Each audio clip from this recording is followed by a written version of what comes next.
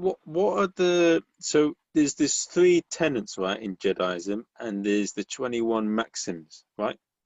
Yes. Could you elaborate on what they are and what they mean to you? Well, the three tenets is, knowledge, wisdom. Those are principles. They're overarching principles. And the maxims are basically a way to cut down everything we find in ethics. They're just principles, virtues that we aspire to.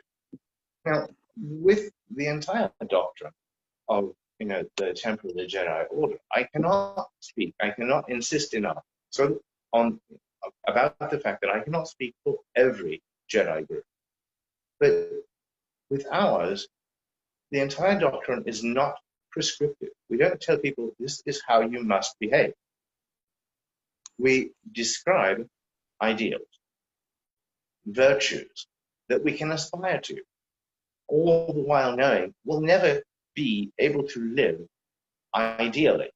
I mean, if you think about it, in either classical mythology or even in what we find in popular culture, none of these characters are completely virtuous. I mean, if you want to completely virtuous, well, then you're going to have to use a 1960s situational comedy. That's, it's totally unreal. For us, the maxims are merely virtuous ideals. We keep them in mind when we approach particular situations, and much of the time, perhaps more often than not, we forget. And that's why we have to keep coming back to it. It's something that Alan de Botton wrote about when he was writing about religion in his book Religion for Atheists. Is that we're kind of addicted in our postmodern culture to novelty. We always want something new. But that's not the way pedagogy happens. Pedagogy happens when we repeat things.